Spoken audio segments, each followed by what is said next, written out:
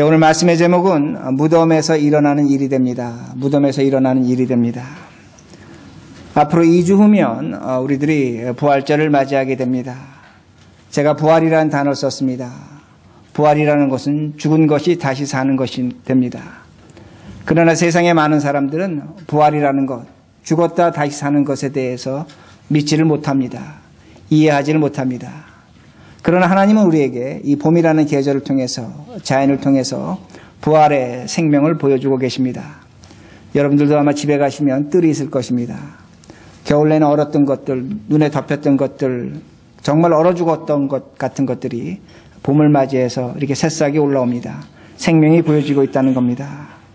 그러기에 죽었던 것이 살아나는 모습이 있습니다. 그러기에 부활은 분명히 나타나고 있습니다. 그런데 문제는 아직도 오늘 우리가 이 시대를, 오늘을 살아가면서 우리의 마음이 겨울과 같이 얼어 있습니다. 굳어 있습니다. 봄은 부활의 계절이 왔습니다. 우리가 사순절을 맞이하고 있습니다. 그러나 우리의 마음은 아직도 내가 갖고 있는 삶의 문제로, 어려움으로 굳게 얼어 있는 그런 마음들이 우리에게 있다는 겁니다. 마음은 겨울이라는 겁니다. 오늘 성경 본문에 세 사람이 나타납니다. 마리아, 마르다, 나사로가 나타납니다. 여러분 한번 그들의 마음을 상상해 보시기 바랍니다. 그들의 마음은 과연 어떠한 마음일까? 아마 겨울일 겁니다. 왜냐하면 자신의 사랑하는 오빠 나사로가 지금 병들어 죽어가고 있습니다. 사람이 죽어가고 있습니다. 무거운 일이 닥친 겁니다. 아픈 일이 닥친 겁니다. 그러기에 그들의 마음은 굳어지고 답답해지고 또한 겨울처럼 딱딱해진 것을 우리들이 볼 수가 있습니다. 우리가 읽지는 않았지만 요한복음 11장 전반절에 보면 주님께서 나사로가 아프다는 소식을 들으셨습니다. 그러면 주님께서 달라가셔야 합니다. 왜? 자신의 사랑하는 제자입니다. 자신을 믿는 사람입니다. 근데 주님께서 의도적으로 가지 않으십니다. 이틀을 더 계셨습니다. 그리고 이틀이 지난 후에 주님께서 말씀하십니다. 제자들에게 얘들아 나사로가 죽었다. 우리 이제 나사로 만나러 가자고 그렇게 말씀하십니다. 참 어떻게 보면 야속하신 주님이 됩니다. 모든 일에는 때가 있는 겁니다. 심을 때가 있고 거둘 때가 있는 것입니다. 아픈 사람이 그 아프면 그것을 치유할 때가 있는 겁니다. 낫게 할 때가 있는 겁니다. 근데 주님은 그걸 거절하셨습니다. 내버려 두셨습니다. 이틀이 지났습니다. 나사로가 죽었습니다. 때를 놓친 겁니다. 병이 나을 기회를 놓친 겁니다. 그리고 주님께서 제자들에게 우리 다 함께 나사로를 만나러 가자고 그렇게 말씀하십니다. 왜 주님께서 이렇게 말씀하시는가 합니다. 왜 주님은 그때를 지켜주지 아니하시는가 합니다. 가족들은 그때가 예수님이 올 때라고 생각했습니다. 그러게 꼭 오시라고 사람을 보냈습니다. 그러나 주님은 그때를 거절하셨습니다. 왜 이렇게 하십니까? 이것이 하나님이 우리를 사랑하시는 방법입니다. 우리가 이해는 못합니다. 그러나 하나님이 우리를 사랑하시는 방법인 것을 알 수가 있습니다. 자, 그것을 이렇게 설명드리겠습니다. 마태복음 16장에 보면 주님께서 제자들에게 너희들은 나를 누구라 하느냐 그렇게 질문하십니다. 그때 제자들이 이런 말 저런 말 하다가 베드로가 이렇게 얘기합니다. 주는 그리스도요 살아계신 하나님의 아들이십니다.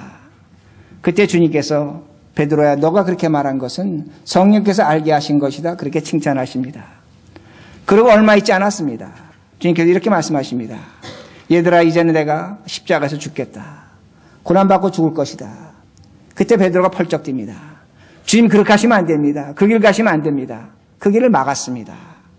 그런데 주님께서 베드로를 심히 책망하십니다. 사탄아 내 뒤로 물러가라고 그렇게 말씀하십니다. 저는 이 말씀에서 우리의 신앙에 어떤 기초를 주는 중요한 공식이 있다고 생각을 합니다. 아주 간단합니다. 오늘 우리들이 주님의 뜻에 맞춘다면, 주님의 시간에 맞춘다면, 주님의 말씀에 맞춘다면, 주님의 그 원하심에 우리들이 맞춰서 한다면 우리는 성령의 사람입니다. 하나님의 사람이 됩니다. 그러나 오늘도 우리들이 주님이 내 뜻에, 내 시간에, 내가 원하는 대로 내 기대에 맞추어 달라고 우리가 그렇게 한다면 우리는 주님으로부터 책망받을 것입니다. 사탄아 내 뒤로 물러가라고 그렇게 말씀하신다는 겁니다. 그러기에 오늘 우리들이 어떻게 신앙생활하고 있는가 합니다. 오늘도 우리는 우리의 요구하는 대로, 기도하는 대로, 소원하는 대로 내 시간과 내 그 어떤 계획 안에서 하나님이 우리의 기도를 들어주셔야 된다고 그렇게 생각합니다. 우리 많은 경우에 이것은 믿음이라고 합니다. 그러나 제가 좀 전에 말씀드린 것처럼 그 잣대에 비추어 본다면 우리는 어쩌면 주님으로부터 책망들을지도 모릅니다. 하나님의 뜻과 하나님의 시간에 일치하지 않는다면, 그러면서도 그걸 믿음으로 기도하고 요구한다면 우리 주님께서 우리를 책망하실 것입니다. 사탄아 내 뒤로 물러가라고 그렇게 말씀하십니다. 자, 이번에 이스라엘 갔을 때 그 갈릴리 호수에 있는 한 유대인 마을, 예수님 당시의 유대인 마을을 가봤습니다. 유대인들이 하나님을 믿었습니다. 근데 그 마을, 그 성벽 입구에 하나의 돌 비석이 있습니다. 바알신이었습니다. 황소머리였습니다. 유대인들은 물이 귀했습니다. 그러다 보니까 그 물 주는, 비를 내리는 그 바알을 하나님으로 믿었습니다. 그러게 그 성을 들락날락할 때마다 돌을 들어서 그 바알신에게 던졌습니다. 비를 내려달라는 겁니다. 하나님이 바알입니다. 하나님을 바알로 믿었다는 겁니다. 그들은 그렇게 생활했다는 겁니다. 오늘도 마찬가지입니다. 하나님이 오늘도 내 필요와 욕구를 채워주셔야 한다면 그것이 나의 하나님이고 내 시간 속에, 내 공간 속에 하나님이 오셔야 한다면 그 하나님은 우상의 하나님이 되는 겁니다. 바알의 하나님이 되는 겁니다. 하나님을 내 마음대로, 내 뜻대로 조작하는 것입니다. 이것이 우상이라는 말씀이 됩니다. 그러나 그렇지 않습니다. 진정한 것은 무엇이냐면 하나님의 시간에 하나님의 뜻에 맞추는 겁니다. 하나님의 기대에 따라 사는 겁니다. 내 기대를 저버리고 하나님의 시간 속에 찾아가는 것, 이것이 진정한 신앙인 것을 우리들이 알 수가 있습니다. 이것이 성령의 역사입니다. 하나님이 이것을 보시고 우리에게 칭찬하실 것입니다. 이것을 하게 하시는 성령이라고 그렇게 말씀합니다. 그러게 제가 다시 본문으로 돌아갑니다. 여러분 한번 생각해 보시기 바랍니다. 만약에 주님이 나사로의 식구가 원하는 대로 찾아갔다면 어떻게 됐을까 합니다. 아마 주님은 병들은 나사로를 치유하셨을 것입니다. 병을 낫게 하셨을 것입니다. 나사로의 병 낫는 것은 주님이 일으키신 수많은 기적 중에 지극히 사소한 사건이 됩니다. 성경의 기록도 나오지 않을 것입니다. 우리는 나사로라는 이름도 모를 것입니다. 그런데 주님이 의도적으로 이틀을 더 지체하셨습니다. 사흘째 찾아가셨습니다. 그 나사로 죽었습니다. 주님은 죽은 나사로를 살리셨습니다. 성경의 주님이 죽은 자를 살리십니다.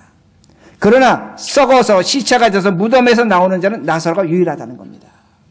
왜? 하나님은 나사로를 통해서 하나님의 영광을 나타내기 위함이라는 겁니다. 우리가 기대하고 우리가 소원하고 우리가 바라는 것 이상의 것을 나사로를 통해서 주님은 나타내셨다는 것입니다. 그러게 오늘도 여러분들 가운데 여러분의 기도가 응답되지 않고 있습니까? 기도가 응답되지 않는 것이 하나님의 일하심입니다. 하나님이 우리에게 더 큰 은혜를 주시려고 하시는 것이란 말씀이 됩니다. 오늘도 하나님께서 내 뜻을 이루어주지 않습니다. 그러게 원망하고 있습니다. 하나님이 요구하시는 것입니다. 너가 나를 더 깊이 알라는 겁니다. 나는 너와 더 깊은 교제를 하고 싶다는 겁니다. 그래서 하나님이 응답하지 않으실지도 모른다는 겁니다. 하나님은 오늘도 내가 기대하는 것 이상으로 내 시간과 다른 시간 속에서 더 깊게 높게 아름답게 하나님은 일하고 계신다는 겁니다. 이것이 우리의 하나님입니다. 그러게 하나님은 이틀을 더 유하시고 그리고 죽은 나사로를 찾아가셨다는 말씀이 됩니다. 그리고 주님께서 나사로의 집에 가셨습니다. 4일이 지났습니다. 나사로 장례가 끝났습니다. 유대인의 장례는 하루면 끝이 납니다. 주님께서 가니까 마르다가 이렇게 주님을 맞이합니다. 이렇게 얘기합니다. 예수님이 이곳에 계셨더라면 우리 오라비는 죽지 않았을 것입니다. 예수님께서 이렇게 말씀하십니다. 내 오라비가 다시 살 것이다. 그러자 마르다가 그 말을 듣고 이렇게 얘기합니다. 예, 맞습니다. 우리 주님이 부활할 때 우리 오라비는 분명히 다시 살 것입니다. 우리 오빠 죽었습니다. 죽었지만 예수님이 이 세상에 다시 오실 때, 메시아로 다시 오실 때 우리 오빠는 살 것입니다. 이렇게 믿음의 고백을 했습니다. 그런데 주님께서 그 고백을 들으시고 저는 성경을 약간 책망조로 해석합니다. 주님께서 책망하듯이 마르다에 이렇게 말씀하십니다. 나는 부활이요 생명이니 나를 믿는 자는 죽어도 살겠고 살아서 믿는 자는 영원히 죽지 아니하리라. 내가 이것을 믿느냐? 이렇게 질문하십니다. 제가 다시 말씀드립니다. 주님께서 마르다에 이렇게 말씀하십니다. 나는 부활이요 생명이니 나를 믿는 자는 죽어도 살겠고 살아서 믿는 자는 영원히 죽지 아니하리라. 내가 이것을 믿느냐고 주님께서 말씀하십니다. 마르다는 이미 고백했습니다. 예수를 믿는 자는 죽어도 다시 삽니다. 맞습니다. 우리 오빠 죽었습니다. 언젠가는 다시 살 것입니다. 살아서 믿는 자 영원히 산다고 말씀하십니다. 그런데 마르다가 이 말씀에 걸려 넘어지는 겁니다. 살아서 믿는 자가 영원히 산다고 말씀합니다. 주님께서 이것을 믿느냐고 말씀하십니다. 마르다가 질문이 생기는 겁니다. 우리 오빠 살아서 당신을 믿었습니다. 그런데 우리 오빠 죽어서 저 무덤에 가 있습니다. 살아서 믿는 자가 어떻게 영원히 삽니까? 그렇지 않습니다. 마르다는 속으로 그렇게 생각했던 것 같습니다. 그걸 믿지 못했습니다. 근데 주님은 말씀하십니다. 내가 이것을 믿느냐? 살아서 예수 믿는 자 영원히 죽지 않는다고 말씀하십니다. 제가 여러분에게 질문합니다. 우리 모두 살아서 예수를 믿습니다. 여러분 예수를 믿습니다. 여러분 영원히 죽지 않는다고 주님께서 말씀하십니다. 이것을 믿느냐고 주님께서 말씀하십니다. 그런데 마르다의 대답이 아주 애매모호합니다. 예, 믿습니다. 그렇게 말하는 것 같습니다. 그런데 마르다는 다른 말을 합니다. 주는 그리스도시요 하나님의 아들이신 줄 내가 믿나이다. 이 말의 의미는 어떤 의미가 되냐면 예수님 맞습니다. 당신 우리 오빠 죽은 오빠 언젠간 살아날 부활을 믿습니다. 그러나 당신이 사람이 살아서 죽는 죽음을 막을 수는 없습니다. 내가 지금 살아있지만 나는 죽을 것입니다. 내 죽음 당신 막지 못합니다. 마르다는 그런 의미로 말하라고 있는 겁니다. 살아서 예수 믿는 자 죽을 것입니다. 누구도 그 죽음을 막지 못할 것이라고 말합니다. 그렇게 성경을 자세히 보시기 바랍니다. 주님께서 심히 분노하십니다. 33절과 35절에 보면 주님께서 통분히 여기십니다. 민망히 여기십니다. 우는 것을 보시고 통분히 여기셨다고 말씀합니다. 왜 그런가입니다. 주님은 오늘도 우리에게 말씀하십니다. 살아서 예수 믿는 자 영원히 죽지 않는다는 겁니다. 그런데 오늘도 우리는 내가 살아서 예수를 믿지만 나는 죽을 것입니다. 우리는 그렇게 생각하고 있다는 겁니다. 그러게 사람들은 슬피 울었습니다. 죽었다고 울었다는 말씀이 됩니다. 여러분 누구의 말이 맞습니까? 마르다의 말이 맞습니까? 예수님의 말이 맞습니까? 마르다는 오늘도 우리에게 이렇게 가르쳐주고 있는 겁니다. 살아서 예수 믿지만 죽습니다. 주님이 이렇게 말씀하십니다. 살아서 예수 믿지만 영원히 죽지 않는다고 그렇게 말씀하십니다. 그 대답이 38절에 나옵니다. 예수님이 통분히 여기셨습니다. 여기서 통분히 여기셨다는 거 헬라어로 분노하시는 겁니다. 화를 내시는 겁니다. 숨을 씩씩거리시는 겁니다. 예수님이 분노하시는 겁니다. 그리고 말씀하십니다. 저 돌을 옮겨놓으라는 겁니다. 화를 내셨을지도 모릅니다. 그러자 마르다가 이렇게 얘기합니다. 주님 죽은 지 4일 됐습니다. 몸에서 썩은 냄새가 납니다. 물이 흐르고 있습니다. 도대체 어떻게 하시려고 합니까? 그리고 주님께서 말씀하십니다. 나사로야 나오노라. 나사로야 come out. 나오라고 말씀하십니다. 놀라운 사건이 벌어졌습니다. 죽은 자가 걸어 나왔다고 성경은 말씀하고 있습니다. 성경 잘 보시기 바랍니다. 죽은 자가 걸어 나왔다고 성경은 말씀하고 있다는 겁니다. 제가 이렇게 말씀드리겠습니다. 저희 어머님 산소가 LA에 있습니다. 제가 저희 어머니 산소에 가서 어머님 나오십시오. 나오시겠습니까? 안 나오시겠습니까? 절대로 안 나오십니다. 여러분의 사랑하는 사람들이 아마 무덤에 있을 것입니다. 그 무덤에 가서 여러분들이 누구누구님, 어머님, 아버님 나오십시오. 나오시겠습니까? 안 나오시겠습니까? 절대로 못 나옵니다. 그런데 주님은 분명히 우리에게 보여주십니다. 죽은 나사로에게 말씀하십니다. 나사로야 나오너라. 나사로가 그 음성을 듣고 나왔다는 겁니다. 무엇을 의미하는가 합니다. 우리의 입장에서 죽은 것과 예수님의 입장에서 죽은 것이 다르다는 겁니다. 이것이 굉장히 중요한 겁니다. 예수님의 입장에서 죽은 것과 우리의 입장의 죽음이 다르다는 말씀이 됩니다. 죽음의 개념이 달라져야 한다는 말씀이 됩니다. 우리 입장에서 우리의 부모, 형제, 친구, 교우들 죽었습니다. 그러나 주님의 입장에서는 그들이 죽지 않았다는 말씀이 됩니다. 주님이 그들의 이름을 부르시면 그들은 나올 것입니다. 그러게 성경은 말씀합니다. 죽음이라는 단어를 쓰지 않습니다. 잔다고 성경은 우리에게 가르쳐주고 있습니다. 이것이 죽음의 의미라는 말씀이 됩니다. 그러게 제가 여러분에게 이렇게 말씀드릴 수가 있습니다. 우리 모두 코로 숨을 쉬고 삽니다. 코로 숨을 쉬고 살지만 하나님의 음성을 듣지 못하면 성경은 그 사람을 죽은 자라고 말합니다. 산 것이 아니라는 겁니다. 죽었다고 말씀하는 겁니다. 코로 숨을 쉬지 못합니다. 죽었습니다. 그러나 하나님의 음성을 듣고 반응한다면 그건 살아있는 것입니다. 죽지 않은 것입니다. 그럼 우리는 무엇인가입니다. 우리는 코로 숨을 쉬고 있습니다. 살아있습니다. 여러분은 주님의 음성을 듣고 오늘 반응한 것입니다.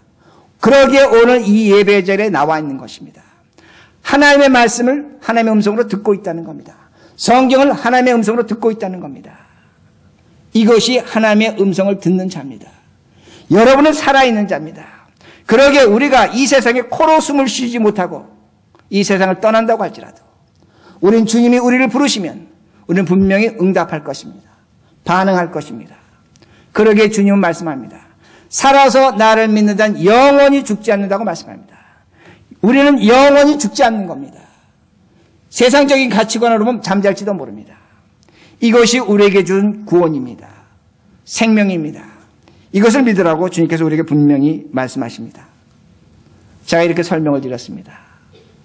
그럼 어떤 분은 저에게 이렇게 얘기합니다. 그 이성적으로 좀 맞지 않는 것 같습니다. 과학적으로 논리적으로 맞지 않는 것 같습니다. 죽은 것 아닙니까? 코로 숨 쉬지 않으면 그거 죽은 것 아닙니까? 그렇게 말씀하실지도 모릅니다. 그리고 어떤 분은 또 이렇게 얘기합니다. 그 허무맹랑한 종교적인 신화라고 그렇게 말합니다. 왜 우리가 그렇게 얘기합니까? 우리가 갖고 있는 이성입니다.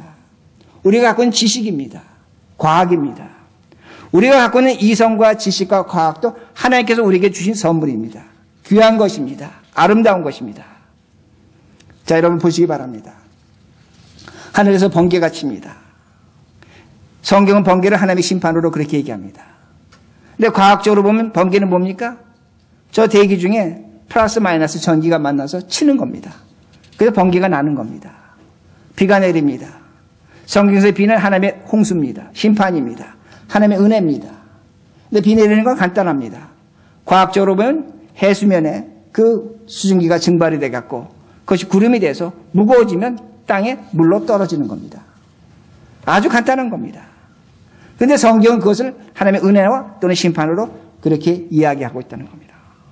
과학도 하나님께서 우리에게 주신 은혜입니다. 자연 현상을 설명하는 겁니다. 현상을 설명하는 겁니다. 그러나 그 과학도 한계가 있습니다. 전기의 시작은 알지 못합니다. 물의 시작은 어딘지 알지 못합니다. 다시 말씀드린다면 현상은 설명하지만 그것이 그 근원과 존재는 알려주지 못한다는 말씀이 됩니다. 우리 인간이 이성을 갖고 있습니다. 우리가 중세시대를 암흑시대라고 얘기합니다. 블랙에이지라고 합니다. 교회가 크게 잘못했습니다. 그러면서 그 교회의 잘못을 인해서 사람들은 하나님을 버렸습니다. 하나님을 버렸습니다. 그리고 17세기, 18세기에 무엇이 등장합니까? 인간의 이성이 등장하는 겁니다. 인라인먼트, 계몽주의가 등장하는 겁니다. 사람이 생각으로도 얼마든지 행복할 수 있다는 겁니다. 기술이 발전했습니다. 과학이 발전했습니다. 많은 산업이 발전했습니다. 18세기, 19세기에 사는 사람들은 희망을 가졌습니다. 이제는 하나님 없이도 산다는 겁니다. 우리가 얼마든지 유토피아를 이룰 수 있다는 겁니다. 하나님이 오히려 괴물같이 표현되었습니다. 신이 없어도 살 수 있다고 그렇게 생각했던 것입니다. 우리는 낙원을 이룰 줄로 알았습니다. 인간의 이성과 지성과 기술과 과학으로 우리는 분명히 행복하게 살 줄 알았습니다. 그러나 인류는 처절하게 경험합니다. 20세기가 들어서 1차, 2차 세계대전을 경험합니다. 양차 세계대전을 경험하면서 인간이 실망합니다. 우리가 갖고 있는 이성과 지식의 수준이 우리를 죽이는 것이었습니다. 우리를 망하게 하는 것이었습니다. 인간이 철학을 했습니다. 그리고 만들어낸 것이 유물론이었습니다. 이제는 사람이 물건입니다. 여기는 의자와 같습니다. 여기는 마이크와 같습니다. 죽여도 상관없는 겁니다. 수만 명, 수천만 명을 살육했습니다. 이것이 인간이 갖고 있는 이성과 지식의 한계라는 겁니다. 이것이 오늘날 이 시대를 지배하는 인간의 지식입니다. 그러면 우리들이 하나님께 돌아가야 되지 않았는가입니다. 하나님께 결코 돌아가지 않았습니다. 그리고 사람들이 만들어낸 것이 소위 말하는 후기 근대주의입니다. 이제는 모든 것이 가치가 없다는 겁니다. 너하고 나하고 똑같다는 겁니다. 불교도 같고 기독교도 같고 모든 종교가 다 같습니다. 사람도 다 똑같습니다. 평등합니다. 모든 것이 진리를 갖고 있습니다. The truth. 하나님은 없어졌습니다. 절대적인 진리는 없어졌습니다. 이제는 모든 것이 파편화된 가치만을 갖고 있는 것을 우리들이 알 수가 있습니다. 그러기에 우리들이 왜 이렇게 됐는가 합니다. 1960년대에 폴 틸기라는 신학자가 있었습니다. 그때 미국에서 처음으로 로켓을 달로 향해 쐈습니다. 그가 예언을 했습니다. 저 로켓가 높이 올라가는 것만큼 인간은 불행해질 것이다. 사람들은 그 말을 믿지 않았습니다. 그러나 오늘날 우리들이 어떻게 살아가고 있는가 합니다. 우리의 지식과 우리의 이성으로 만들어낸 것이 무엇인가 합니다. 왜 우리 북한에 핵폭탄을 두려워합니까? 단추 하나 잘못 누르면 인류는 멸망합니다. 인간이 만들어낸 산물이라는 겁니다. 이것이 오늘날 이 시대를 지배하는 겁니다. 그러면서 우리는 이것을 진리라고 생각하고 사실이라고 생각하고 이것을 추종하고 있다는 겁니다. 그러기에 절대적인 진리가 무엇인가 합니다. 하나님의 진리는 무엇인가 합니다. 다른 것이 아닙니다. 인간을 사랑하는 겁니다. 사람을 사랑하는 겁니다. 생명을 살리는 것입니다. 우주 만물을 살리는 것입니다. 자연을 살리는 것입니다. 이것이 진리입니다. 이것이 절대적인 가치가 되어야 된다는 겁니다. 그런데 오늘날 우리들은 그렇지 않습니다. 오늘날 이 시대를 살아가며 이 세상을 살아가며 세상에 주어지는 가치와 세상에 주어지는 논리와 그 소식에 우리 놀라며 살아가고 있습니다. 그러기에 병든 우리의 모습이 있다는 말씀이 됩니다. 그러나 주님이 이렇게 살아가는 우리들에게 이렇게 명령하십니다. 44절입니다. 44절. 이 모습이 누구의 모습인가를 보시기 바랍니다. 44절. 우리 같이 읽습니다. 시작. 죽은 자가 수족을 베인 동이채로 나오는데 그 얼굴은 수건에 쌓였더라. 예수께서 이르시되 풀어놓아 다니게 하라 하시니라. 나사로가 무덤에서 걸어 나왔습니다. 제가 좀 전에 말씀드렸습니다. 나사로가 주님의 음성을 들었습니다. 누굽니까? 오늘날의 나사로가 누굽니까? 다른 사람이 아닙니다. 우리 모두입니다. 내 자신입니다. 오늘 우리들이 하나님의 음성을 듣습니다. 그러나 오늘도 우리는 이 세상 살아가면서 세상 소식에 놀라고 세상의 가치에 세상 것에 우리는 갖지 못하고 누리지 못하는 것으로 인해서 우리는 수많은 상처를 받았습니다. 그러기에 우리 몸을 배로 동였습니다.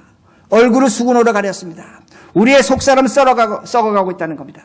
물이 흐르고 있다는 겁니다. 예수를 믿지만 향기가 없습니다.